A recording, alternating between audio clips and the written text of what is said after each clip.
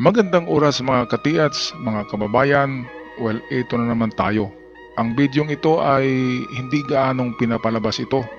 Ito yung isa sa video ni Karen Hodis kung saan nagipag-usap siya sa isang news anchor sa Amerika sa tinatawag na Liberty Talk Show with Joe Cristiano.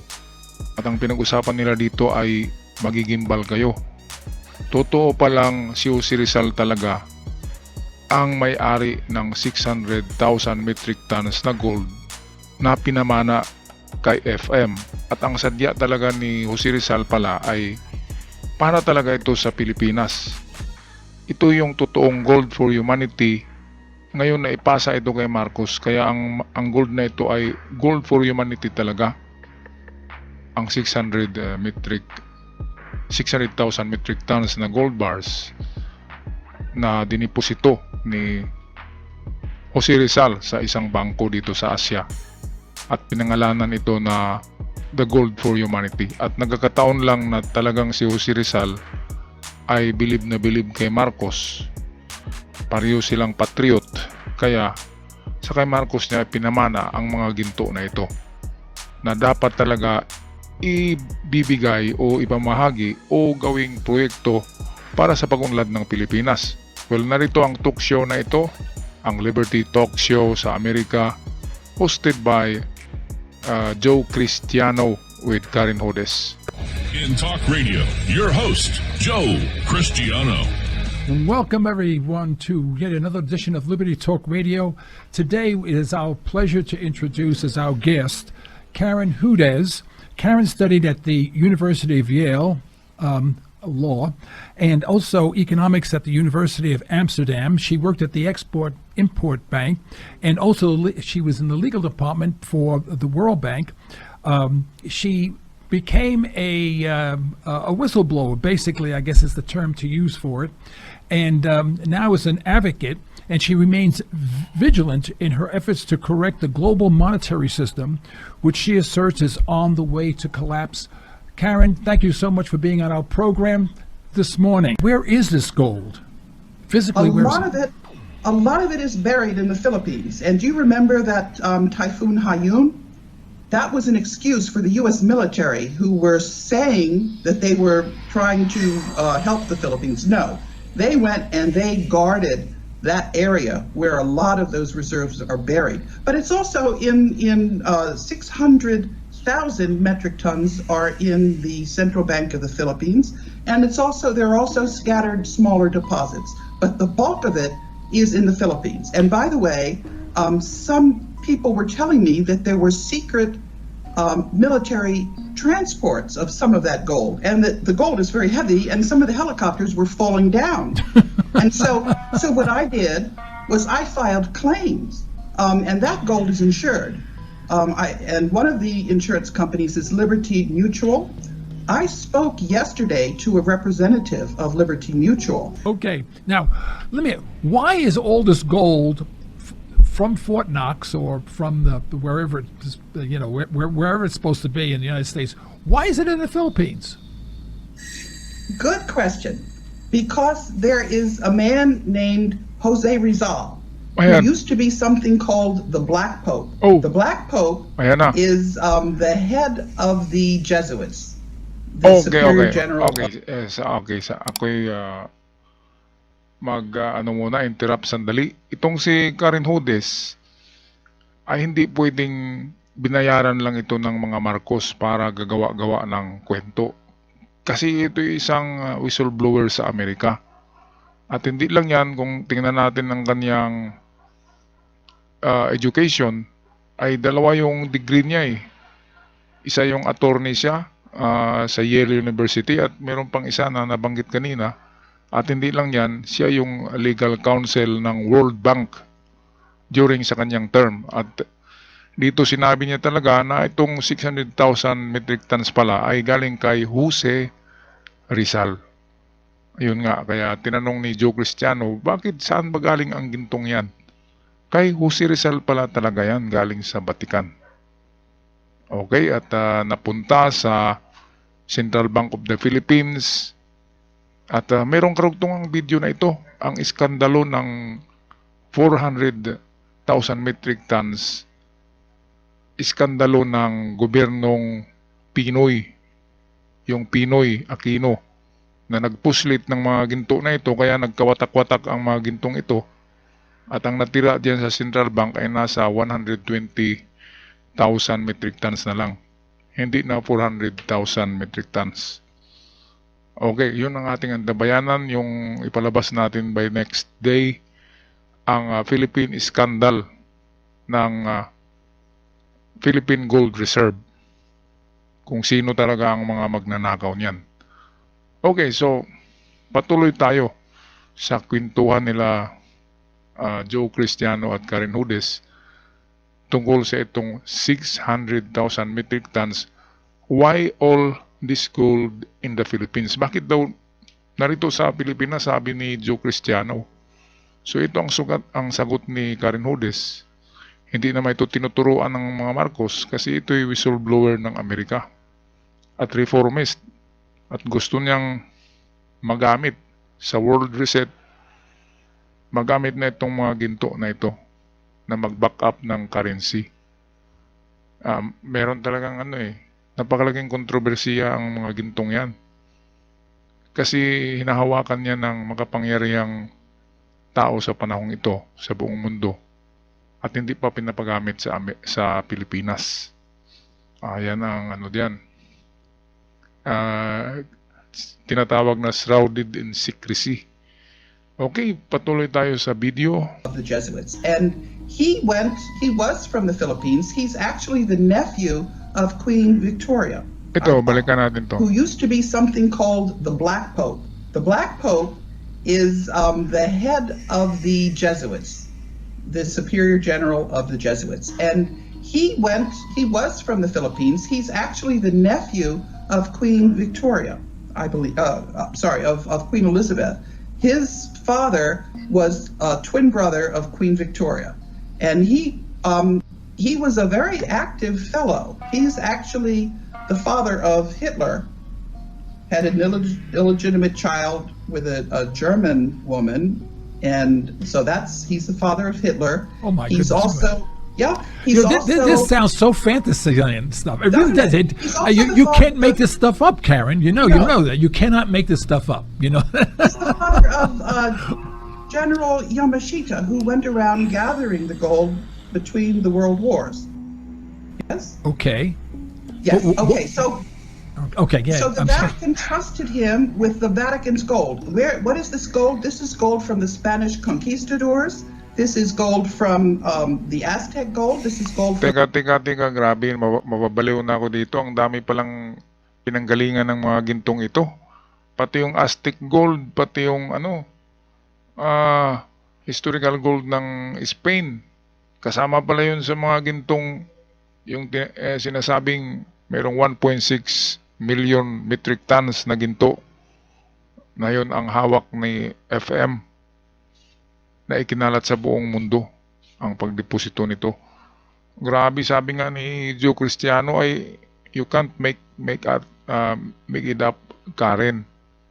It sounds like now a fantasy. Fantasy lang daw eh. Hindi makapaniwala si Joe Cristiano. Ano ba itong si Karen Hudes? Hindi naman siguro to baliw, no? Ako nga ngayon ko lang alam na itong may bloodline pala itong si Jose Rizal sa mga king and queen sa Europe, sa England. Kaya pala hindi binaril eh. Kaya pala totoo pala yung kwento na magagalit yung mga hari sa Inglaterra, mga queen, kung i-firing squad si Jose Rizal sa Lunita. Kaya ang ginawa, kumuha ng double at yun ang binaril. At si Jose Rizal, dahil mayaman talaga yan, angkan ng mga mayaman, at hindi lang yan, siya ay gumagamot ng mga mata ng mga hari at rina at prinsesa sa Inglaterra, sa Europe, sa Germany. Kaya nga ay anak pala niya si Hitler eh. Kaya sobra talaga ang pagmamahal nila kay Rizal. Kahit sa Japan ay merong rebulto si Rizal doon eh. Meron din daw diyan sa Germany. Kasi nga ama ni Hitler. At sa ibang mundo pa, sa ibang bansa ay merong ribulto. Alam yan ng mga OFWs na Pilipino na merong mga ribulto si Jose Rizal sa iba't ibang bansa sa mundo. Ganyan kasikat si Jose Rizal kasi hindi siya ordinaryong tao. Yan ang hindi naisulat sa ating history books. Kaya dapat i-revise na yung libro na Dr. Jose Rizal kasi hindi ganyan ang kwento ng kanyang buhay. Okay, so balikan natin sandali yung sinabi ni Karen. Child with a German woman, and so he's the father of Hitler. Oh my He's goodness. also he's This sounds so fantasy and stuff. It really does. Doesn't it? He's also You the can't father- make this stuff up, Karen. You know that. You cannot make this stuff up. he's the father of General Yamashita, who went around gathering the gold between the world wars. Yes. Okay. Yes. Wh- wh- Okay. So Yeah. So the I'm sorry. Vatican trusted him with the Vatican's gold. What is this gold? This is gold from the Spanish conquistadors. This is gold from the Aztec gold. This is gold from King Solomon. This is and human civilization stretches back much longer than we know. Right, I understand that. Because there were maps that show that somebody was able to make maps before this ice age. They can show the coastline Right. of Australia. Okay, so there's a lot more gold than people understand there is, and they sent it to the Philippines. The Vatican sent it to the Philippines because they were concerned whether this gold would be captured during the world wars. And what happened was Jose Rizal took the gold, shipped it to Singapore, melted it down, stamped it, and put it in a trust fund for the benefit of humanity. He didn't like what he saw at the Vatican, and then he established the World Bank and the IMF so that after the 50-year period, these institutions would be able to decide what to do with the world's gold. Ayan, World's Gold na palang tawag niyan eh. Yung Gold for Humanity na minana pala ni Apula kay Jose Rizal mismo. At yan ay historical gold pala yan, kaya ang dami-dami. At sa ibang sources ay sinabi na ang Vatican Gold ay galing sa Talyano, hiniram, pero dito sa kwento ni Karen Hodis ay galing siya sa iba't ibang period of time. Pati sa Mexico, yung mga ginto doon ay napunta sa Vatican dahil ang Mexico ay Katoliko, at iba pang mga ginto napunta sa Vatican at transport kasi World War II baka matalo ang Europe at maransak ang Vatican. Kaya pala ang totoong kwento bakit nadala sa Pilipinas ay dahil sa World War II. At baka nakawin nga ng mga sundalong Nazi. Diba yung mga sundalo ni Hitler? Sila ang nag-occupy ng Europe noong World War II. Kaya itinago at nadiposito pala na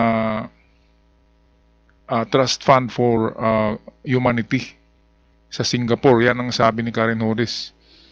At yan na yan. Nung nag-meet si Rizal at si Apolacay, doon na yun na nagkaroon ng share si Ferdinand Marcos. At nagkaroon din ng share. Ang dinig ko niyan ay nagbenta together. Nagsama itong si Ferdinand Marcos at Rizal at nagbenta sila sa Switzerland ng mga gold bars. Binawasan nila yung deposito ni Jose Rizal sa Singapore. Kaya yan, napakaano talaga, no? Parang maniwala na ako na totoo to eh. Kasi itong nagsasalita dito, hindi ito buwang eh. Napaka-edukada na babae, legal counsel ng World Bank, at totoo palang si Jose Rizal talaga ang nag-set up ng World Bank at International Monetary Fund, IMF, or tinatawag na debt facility. Itong utanganan, bali, ng buong mundo. Yan yung World Bank and Monetary Fund. Kay Rizal pala yan, Pilipino. Totoo pala yan. Ako, grabe na ano yan, no? Okay, patuloy tayo sa bidyong ito. If the Vatican wanted to reclaim its gold, could it do so, or they'd say, "Sorry, it's not marked the Vatican; it's marked something else. It's marked the world's They gold." have done every conceivable trick to try to get that gold back, and it hasn't worked. It has not worked. But they've been making use of the float, and that's a lot of float. Oh, But you in the mean- meantime, Okay, they're using the gold in the Philippines as collateral, so to speak. no more than that. If you have assets, you can earn money on those assets. So they have been trying to earn money on the assets, but they've had a real problem because some of that gold they issued bonds to gather up. Okay. And those bonds have been compounding the interest Right, on those bonds. accruing interest, right, for the That's right. bond So holders, right. there's something called the Network of Global Corporate Control. This is the bankers primarily. All of the companies on the capital markets are actually under the control of this, what they call these three mathematicians at the Federal Institute of Technology, called the super entity. So this super entity Ito na. is actually owes us more money than we owe them because of all the interest that has been compounding on these bonds. That's worth $2 quadrillion. So we can cancel out all of the country debt. Ayan, alam ni Karen Hodes ang mga transaction eh. Ang laking halaga hindi na mabibilang yun. Quadrillion dollars. At may binanggit siya na super entity. Kung super entity, wala nang super entity pa kay sa Amerika. Di ba? Yung tinatawag na the Rothschild family, may-ari ng Deep State of America, ang Washington DC. Ang tinatawag na Deep State. Yan ang palagay ko ay isa sa mga tatlong super entity daw eh. Sino kaya ang mga yan? Di ba? Baka isa diyan si Apo Lakay. Kasi kay Apo Lakay ibinigay eh. Trusted to Apo Lakay ang lahat ng ginto ni Jose Rizal. Kaya nga lang hinawakan ng parang inutang nitong super entity na tinatawag ni Karen Hodes. Kaya nga nagiging whistleblower ito. Kasi meron ngang napakalaging kalakalan ng ginto. Which is sa atin na yun. Sa atin dapat ng mga ginto na yun. Jose Rizal marunong din ang mga ginto ng Vatican dinala sa Pilipinas eh. Diniposito sa Singapore, binigay kay Marcos ang pangangalaga.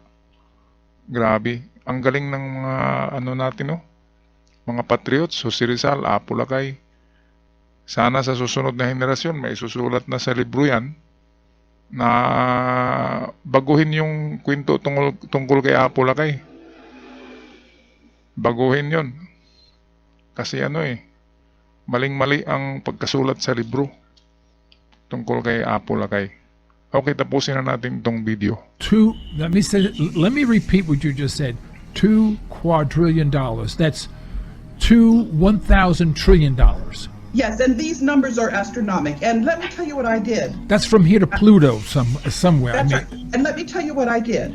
I filed financing statements against the 12 Federal Reserve banks because they owe us this money. They're insolvent. They're bankrupt. We have a right to get rid of them and clean up our terrible corruption in the international financial system. And that's exactly what we're doing. What's going on with this power transition model.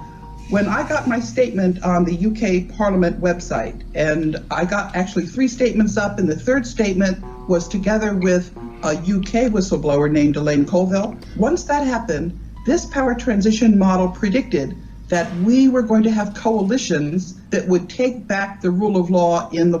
Mga kababayan, mga katiyats, napakalalim pala ng sekreto ng mga gintong yan na Gold for Humanity.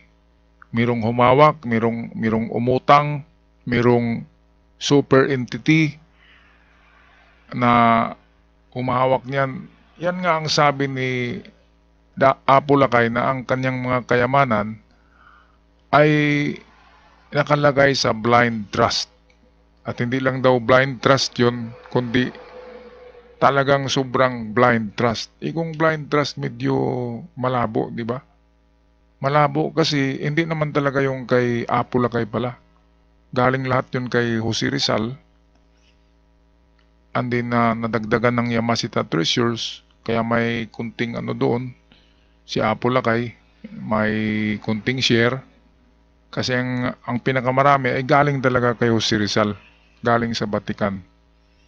Dito ako maniwala kay Karen Hudes kaysa yung mga sumulat dito sa Pilipinas ng tungkol sa Talyano na pinahiram daw sa Vatican. Kay Karen Hudes ay yan pala yung mga historical gold na dinala ng lahat ng mga Katolikong bansa, nilagay doon sa Vatican. Ngayon ipinatago kay Jose Rizal kasi si Jose Rizal ang nagiging Black Pope noong 1940s to 1946, 1940 to 1946. Walang Santo Papa ang Vatican kasi giyera. Pero ang tinatawag doon na leader of the Jesuit, ang Black Pope, ay walang iba kundi si Dr. Jose Rizal or si Father Antonio Diaz. Naku, grabe na ang gandang kwento nitong may sulat, no? Jose Rizal hindi lang pala national hero natin, kundi isang napaka-importanting tao sa Europe, sa Vatican, sa Inglaterra, at sa buong mundo. At ako'y magpaalam na mga katiyats, hanggang sa muli. God bless us all, at huwag kalimutan mag-subscribe